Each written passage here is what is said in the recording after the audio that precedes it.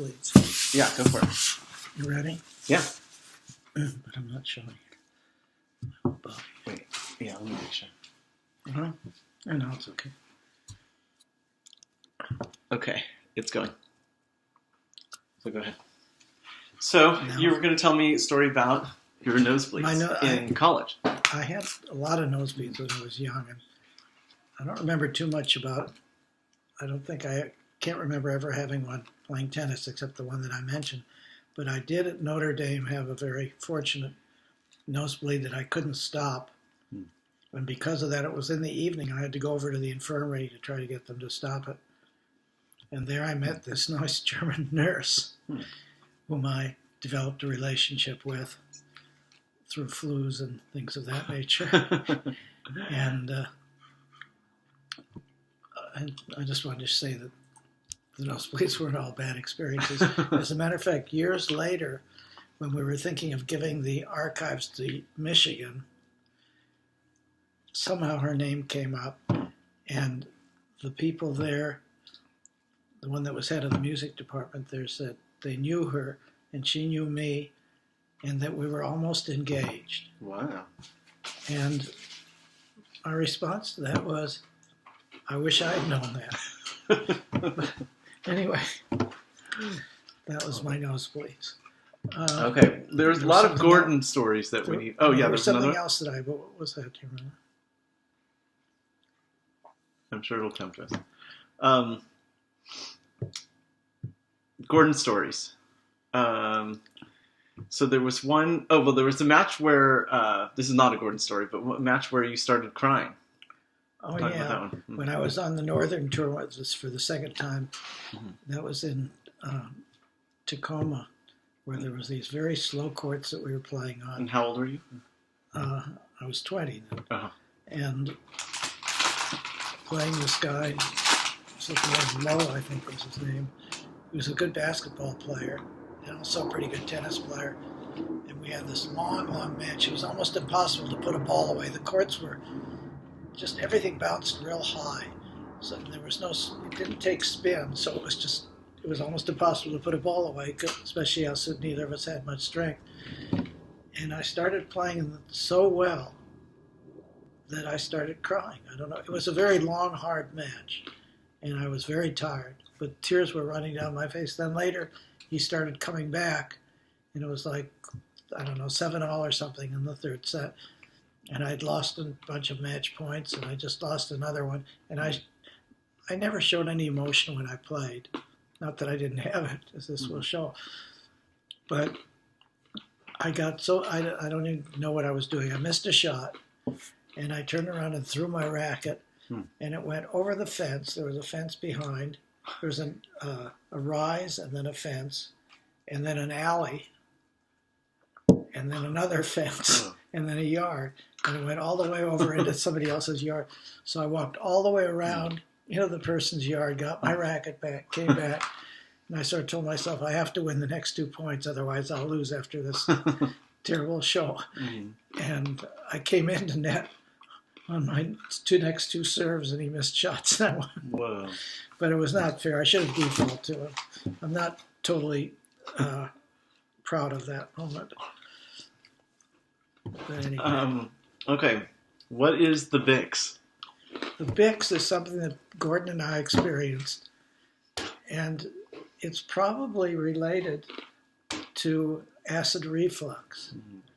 But it's something when you eat just before you play, and then you play, and you just feel you have the Bix. It's in your throat, it's in your body. We named it after Joe Bixler, who was the Wilson representative in Southern California, and who incidentally refereed my match when I beat Dale Jutta in the finals of the Southern Cal. Wow. And he was a bigwig. He later became head, I think, of the Southern Cal Association. But very nice guy. But that's what the Bix is. The Bix, okay. Nobody else seems to recognize except Gordon and I do. And that was our Bix. We would ride to the tournaments when we were kids with Nancy Dwyer.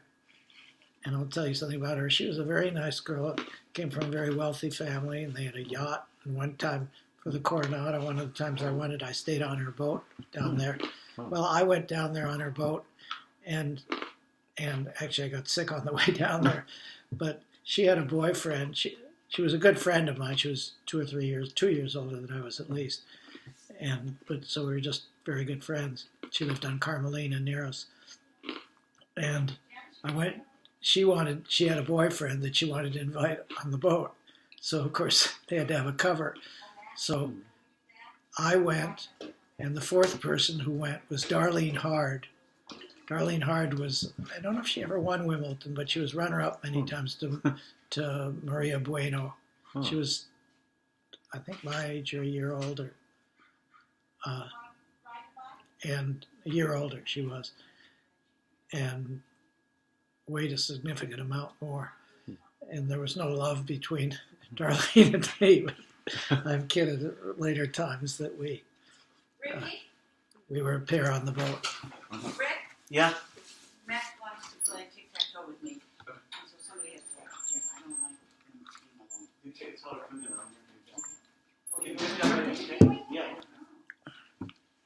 alone. Yeah. We rode to these tournaments with Nancy Dwyer. She had a beautiful Ford convertible car, and Betty Werner. And Gordon and I were always bemoaning the fact that we never got anywhere with either of them, except to play tennis with them. Let's skip to the way later years. I'm wearing my Joel Hine shirt. Talk about Joel Hine and meeting him and your tennis with him. Joel Hine, I was, like most tennis players, a real snob with tennis. And I never wanted to play with anybody who wasn't good. And Barbara was good friends with Ellen Hine. Played tennis with her and everything. And Ellen always, why don't you get Ronnie to play with Joel? Joel would like to play with Ronnie. And my response was always, what was his ranking? Well, he never had a ranking. He didn't play tennis competitively until after he was in college or afterwards. And I finally played him once. They talked me down. We're doing something. You can't make that much noise.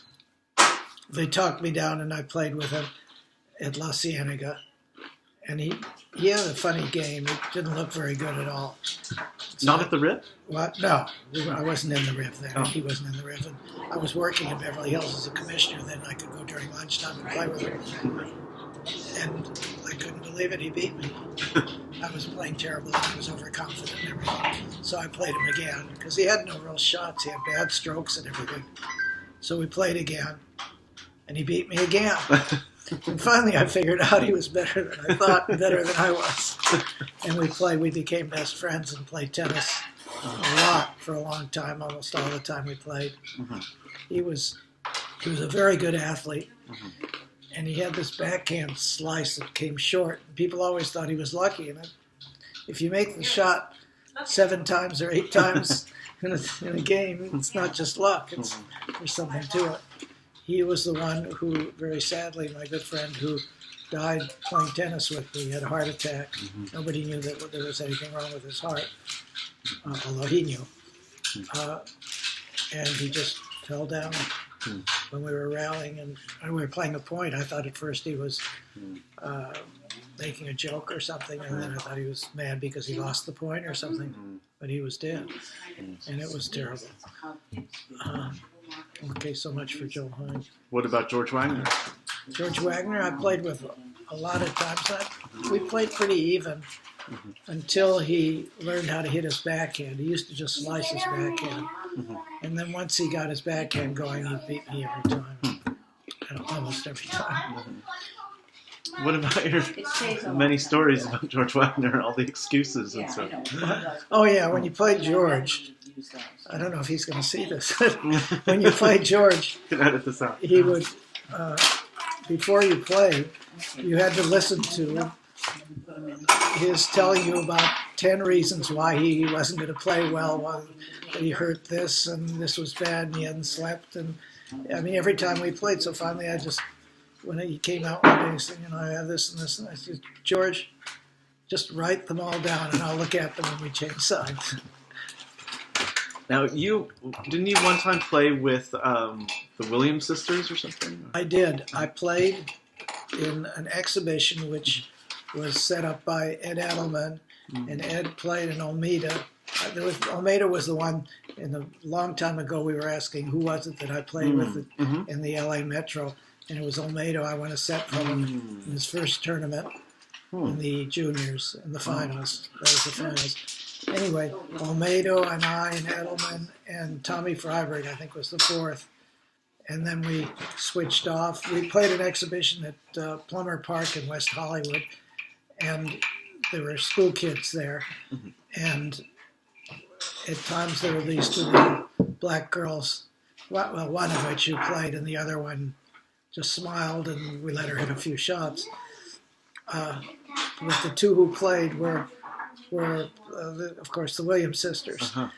And the match was umpired by no other than Jack Kramer. Okay, wow. And he was very complimentary towards me. I don't know. He was always very nice about me.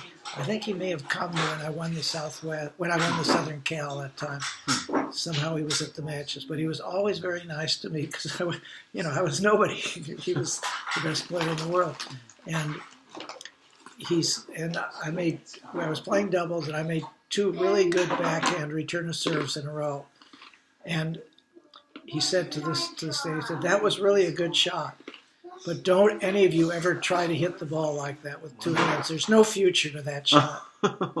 And he said that about that shot. He also said it, I remember, about Borg. He said, I remember he broadcast the tennis matches. They were on the radio one year. And he said something about Borg, that he could have been a really top great player if he'd learned how to hit the ball the right way. I don't think he'd say just the backhand, all his shots, because Borg hit with his immense topspin. And that was the opposite of how Kramer taught and played. Oh. And you played with Maureen Connolly, right? I think I mentioned before that when I started, when I was about 10 or 11, Maureen was taking from Eleanor Tennant, with whom she had a long relationship until they had a fight and they never talked to each other again. But that's another story. It's not about me. But I was very good friends with Maureen, and we played together in Beverly Hills. She had a private court that Eleanor Tennant taught, and it was but pretty much of an honor that she would make that big a mistake and think I was going to be a good tennis player and take me under her wing and play with me for a while. Then Maureen went back to San Diego, and Eleanor went with her after a year or so. So it was only lasted about a year or two that I played at her place. But she had a very nice, I learned from a lot of different teachers, and each one something, from her I learned. She would, when she taught people, Tennant or from Tennant, Connolly? Oh. Two things from Tennant. One was, she always said that unless the person's up at net, you should clear the net by about 4 feet. You should never make a mistake in the net because you should be getting your balls high and deep, all your shots. When you hit the ball short, that's a bad shot unless the guy's up at net. That was one thing I learned from her. The other thing I learned was a teaching thing. She taught all kinds of different people, and if she taught somebody that was a big, strong guy who liked to macho around, she'd give him big strokes like this, and then she'd teach, dainty women, and she'd give them little strokes like she didn't. Most pros are wedded to their not just a way of hitting the ball, but every little way they hit, so that you can tell who a person takes lessons from by, or it used to be like that, by how they ended their forehand, or went up like this or over like this. And she had none of that. She changed, adapting to the player, and I thought that was a very knowing thing to do. You wanted me to ask you about La Jolla. Oh, La Jolla. I told you I didn't do too much after I was 15. I did win a number of tournaments, and I told you I got a national ranking. But one year, and I don't know how old I was, it was probably either 16 or 17, and I wasn't playing very well at the time, but I went to the La Jolla tournament, and they started the singles before the doubles, and in the first round I played this guy. He was a friend of mine. He was a little younger. He wasn't a very good player, and I had a really hard time beating him. It was like 7-5, 7-5 or something. And after the match, he kidded me. He said, "You really stink. Your game is gotten really bad. Chili Earl was the guy's name. And he said, you're really gotten bad. And so I got mad, and I said, I'll bet you I win 3 events this tournament. Whoa. And I was just so mad. And so he gave me 10-to-1 odds, I think it was $1 or something, to $10, that I couldn't win 3 events. At that time, when I made the bet, I didn't have a doubles partner, and I didn't have a mixed doubles partner. Whoa. So I went to San Diego, and I looked up Bob Bowden, who had not been playing at all, who was taking it easy for the whole summer and lolling around on the beach at the beach club. And I practically forced him to play with me. And you were like 16 years old? I don't know if it was 16 or 18. Uh-huh. It was 16, 17, or 18. Uh-huh. It was one of those years. But then I had to get a mixed doubles partner too. And I could not get anybody to play with me. All the girls, it was like I had a disease or something. No, everybody was already playing with somebody, or they didn't want to play with it for some reason or other. So that finally there was this very pretty girl from Bakersfield. Carol Mao was her name. And I'd actually gone out with her when I was 15 up there. But I hadn't seen her at all, and I don't think she ever got past the first round of a tournament. But finally I asked her, and she said yes. Mm-hmm. And I played Stan Ellis in the finals of the singles. He was a good player. He's on that picture in my room. He's one of the guys on there. Anyway, blonde. And I'm a very good speller. That's ridiculous. So what? And so I beat him in the singles in straight sets. And then I played the doubles, and we lost a set. I can't remember if it was the first or second, but we beat him and Ernie Follico in the doubles. Mm-hmm. And then the mixed doubles I was really worried about. And I told my partner, I said, hit every ball to the girl. Doesn't matter where, hit every ball to her. And she did, and she played terrifically. She missed about 2 balls the whole match, and that was the easiest match of the 3 Really? we won here. Because of course I played Stan Ellis in all 3 finals. And by the time of the mixed doubles, he was pretty discouraged. Yeah. But we won. Wow. I won with Carol Malley. Yeah, it was and she was beautiful. I still have a picture of her somewhere in my scrapbook. Don't tell Mom. All right. Because I have a mom tennis too. I played when I came back and met Mom. Mm-hmm. I came back from the Army, and the first thing we did, I think, was go play tennis up in Rockingham. The Edgertons had a court in the 300 block, and I think, not sure whether Eddie Shirley played with us or somebody. And of course, I fell in love with Mom right away because of her great tennis ability. Okay, let's take a break.